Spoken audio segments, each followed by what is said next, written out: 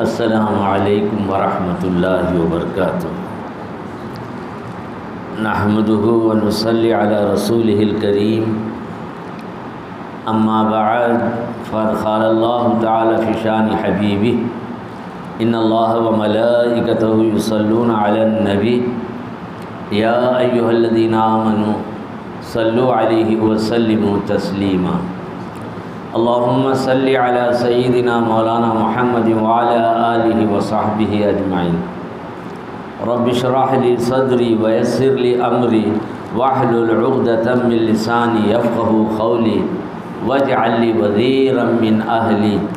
ربنا زدنا علما نافعا وحکمة تامہ۔ اللہم افتح لنا ابواب الخیر والسعادة والبرکة والیمنہ۔ اللہم ارنا الحق حقا وارزقنا اتباعه وارنا الباطل باطلا وارزقنا اجتنابه برحمتک یا ارحم الراحمین والحمد للہ رب العالمین۔ بزرگان محترم، عزیزان گرامی قدر، عزیز دوستو، صاحبو، آج سورہ رعد کی ایک آیت طیبہ اس وقت میرے پیش نظر ہے۔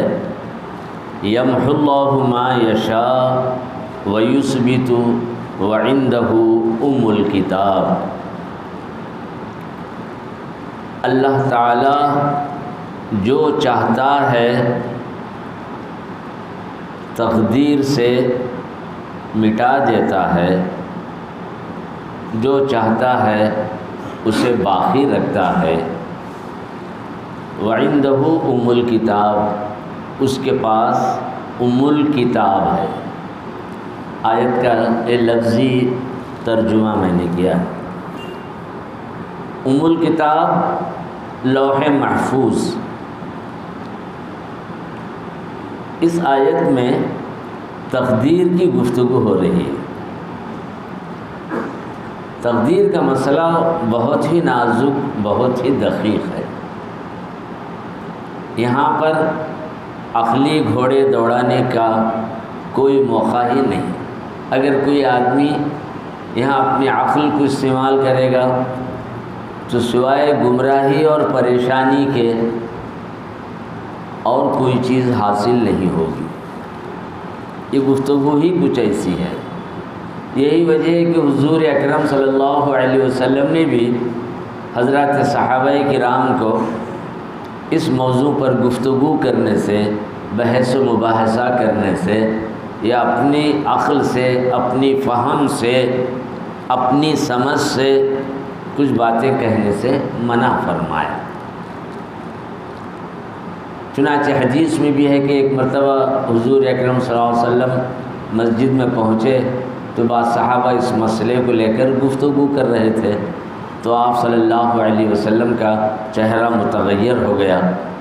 صحابہ نے دیکھا کہ حضرت صلی اللہ علیہ وسلم کے چہرے پر ناگواری ہے، آپ ہماری اس گفتگو کو ناپسند فرما رہے ہیں، تو خاموش ہو کر عرض کہ یا رسول اللہ کیا بات ہے؟ تو آپ نے فرمایا اس معاملے میں زیادہ غور و فکر نہیں کرنا چاہیے۔ پہلی امتیں اس مسئلے میں، اس بارے میں غور و فکر کر کے انہوں نے گمراہی مول لی ہے، یہ کہہ کر آپ صلی اللہ علیہ وسلم نے منع فرمایا۔ چند دن پہلے میں نے ایک حدیث بھی سنائی تھی کہ 3 چیزوں میں آدمی کو بڑے احتیاط سے، بڑے صبر سے اور خاموشی کے ساتھ سکوت اختیار کرنا چاہیے۔ اس میں سے ایک چیز تقدیر بھی تھی۔ وہ 3 چیزیں تھیں، حدیث میں دہرا لیتا ہوں تاکہ ذہن میں بات آ جائے۔ اذا ذکر النجوم فانصتوا، نجوم کی بات، فلکیات کی بات، فلاں ستارے سے فلاں حالات یہ ہوں گے، فلاں ہوں گے، ان پر اعتقاد رکھنا، اس کی تحقیق میں رہنا، کس ستارے کے کیا اثرات زمین پر ہوتے ہیں، ایک لمبا چوڑا مسئلہ، موضوع ہے۔ صدیوں سے لوگ اس میں دھستے چلے گئے ہیں۔ حضور اکرم صلی اللہ علیہ وسلم نے یہ بات کہی، اذا ذکر النجوم فانصتوا، جب نجوم کی بات، نجم کی بات، فلکیات کی بات، ستاروں اور سیاروں کی بات آ جائے تو اس میں غور و فکر کرنے یا ان کو مؤثر سمجھنے یا اس طرح کا خیال رکھنے سے سکوت اختیار کرو، خاموش اختیار۔ پھر دوسری بات، اذا ذکر القدر فانصتوا، جب تقدیر کی بات سامنے آ جائے، تقدیر کا ذکر ہو جائے تو تم سکوت سے کام لو، خاموشی اختیار کرو، کیونکہ تقدیر ایک ایسی چیز ہے۔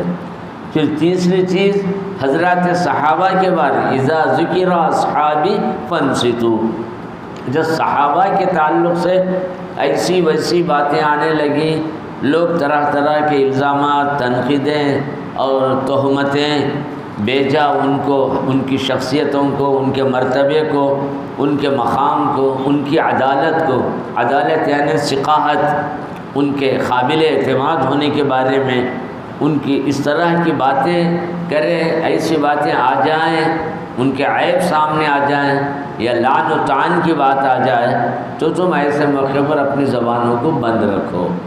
اسی لیے اہل سنت و جماعت کے چاروں مذاہب، حنفی، شافعی، مالکی، حنبلی، انہوں نے کہا کہ صحابہ کا ذکر آ جائے تو صرف خیر سے ذکر کرو، ان کے تعلق سے جو بھی کمزوریاں یا عیبوں کی بات آئے اسے خاموشی اختیار کرو۔ یہ کیوں ایسا کہا گیا؟ اگر صحابہ کو ایک عام درجے میں رکھ کر ناقابل اعتماد، بھروسے کے قابل نہیں، ایسے ہیں ویسے ہیں، ایک عام سطح پر لائیں تو دین کی بنیاد ہل جائے گی۔ انہی کی وجہ سے قرآن ملا، انہی کی وجہ سے حدیثیں ملی۔ اگر وہ امانت دار نہیں ہیں، دھوکے باز ہیں، معاذ اللہ، استغفر اللہ، جھوٹے ہیں، ایسے ہیں ویسے ہیں، ایک عام طریقے کے جو لوگ ہوتے ہیں ویسے ہیں، تو کیا بھروسہ کہ انہوں نے قرآن کو صحیح مرتب کیا، قرآن کو ہم تک پوری امانت کے ساتھ دیا، جو کچھ انہوں نے حضور سے سنا تھا حدیث سے وہ پوری طریقے سے کیا دیا، کیا ملایا، کیا گڑبڑی کی، تو گویا ان کی شخصیتیں مجروح ہو گئی، ناقابل اعتماد ہو گئی، بھروسوں کے قابل نہیں رہی، تو گویا پورا دین ہی بھروسے کے قابل نہیں رہا۔ یہی حکمت تھی کہ صحابہ کا ذکر کرے تو خیر سے کرو، باقی معاملات میں سکوت اختیار کرو۔ یہ بڑی عمدہ بات تھی، یہی بات ہے۔ اور تقدیر کا معاملہ بڑا نازک ہے کہ اللہ نے جو کچھ لکھ دیا ہے انسان کے اندر وہ اٹل ہے، جس میں کوئی تبدیلی نہیں۔ خط جف القلم بول کر ایک حدیث میں آ گیا کہ قلم سوکھ چکا، اللہ نے جو کچھ لکھنا تھا لکھ دیا، اب اس میں کچھ ہونے والا معاملہ نہیں، اس قسم کی بات بھی آ کر ہے۔ اور حدیثوں میں یہ بات بھی ہے، جب چوتھے مہینے میں بچے کے روح پھونکی جاتی ہے تو اسی وقت اللہ تبارک و تعالیٰ فرشتے کے ذریعے بھیج کر اس کے تعلق سے یہ ساری چیزیں طے کرا دیتا ہے، اس کی زندگی، اس کی موت، اس کا رزق، وہ نیک ہے یا بد ہے، یہ سارے معاملات طے ہو جاتے ہیں۔ یہ چند بنیادی چیزیں میں اس لیے بتلا رہا ہوں کہ یہ وہ چیزیں ہیں جن کا تعلق تقدیر سے ہے۔ تقدیر عقلی اعتبار سے تسلیم کرنے کا معاملہ نہیں ہے، یہ غیب کی چیز ہے، ایمان کی چیز ہے۔ والقدر خیرہ وشرہ آمنت باللہ، چنانچہ ایمان مفصل کے اندر بچوں کو ابتدا میں جو یاد دلاتے ہیں اس کے اندر یہ پہلی بات بچے کے ذہن میں بٹھا دیتے ہیں۔ حضرت امام غزالی نے کہا کہ بچہ جب بولنے لگے تو دین کی بنیادی باتیں اس کے ذہن میں بٹھا دو، تو گویا اسی وقت یہ بات بٹھائی جاتی ہے، آمنت باللہ، آمنت بالقدر خیرہ وشرہ من اللہ تعالی، میں ایمان لا رہا ہوں اللہ نے جو کچھ بھی تقدیر میرے لیے لکھ دیا ہے اس کے اندر خیر ہے تو یہ بھی اللہ کی طرف سے، اس کے اندر شر ہے تو یہ بھی اللہ کی طرف سے، خیر پر بھی میں ایمان لا رہا ہوں، شر پر بھی ایمان لے آ رہا ہوں، یہ ایمانیات سے جڑی ہوئی چیز ہے۔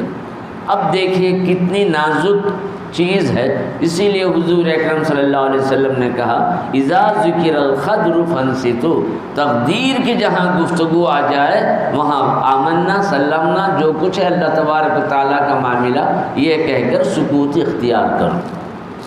اب ایک پہلو یہ ہو گیا، اٹل ہے، ساری باتیں یہ ہیں، سب کچھ یہ سب ایمان کی چیز ہے، سب ہے، گفتگو مت کیجئے، یہ کیجئے، سب ہے۔ دوسری طرف سورہ رعد کی یہ آیت جس میں یہ بات ہے یمحو اللہ ما یشاء ویثبت، اللہ تقدیر میں سے جو چاہے رکھتا ہے، جو چاہے مٹا دیتا ہے۔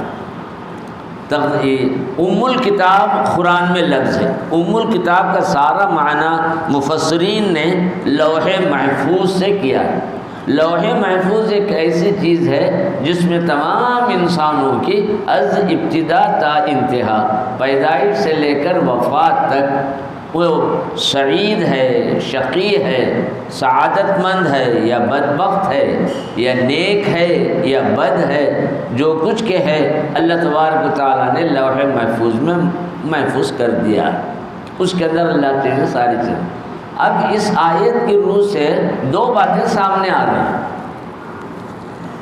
کہ اللہ جو طے کیا ہے اس کو رکھ بھی سکتا ہے، اس کو مٹا بھی سکتا ہے۔ اب یہاں ہم یہ نہیں کہہ سکتے کہ اللہ لکھ دیے بعد وہ کر ہی نہیں سکتا، گویا عاجز ہو گیا، اللہ کو قدرت نہیں ہے، یہ مانا آ جائے گا۔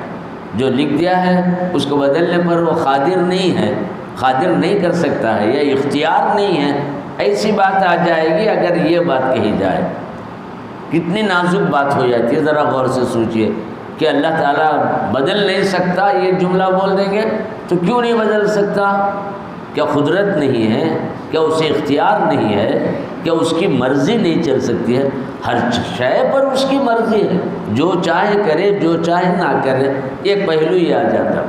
اب اس میں مفسرین نے تقدیر کے دو حصے بتلائے، ایک تقدیر معلق ہے، ایک تقدیر مبرم ہے۔ دو تقدیریں ہیں۔ لوح محفوظ میں جو کچھ لکھا گیا ہے اسے اللہ تبارک و تعالیٰ اچھی طرح جانتا ہے کیا لکھا ہے، محو بھی وہی کرتا ہے جس کو چاہتا ہے، باقی رکھنا چاہے تو اس کو باقی رکھتا ہے۔ حضرت ابن عباس کی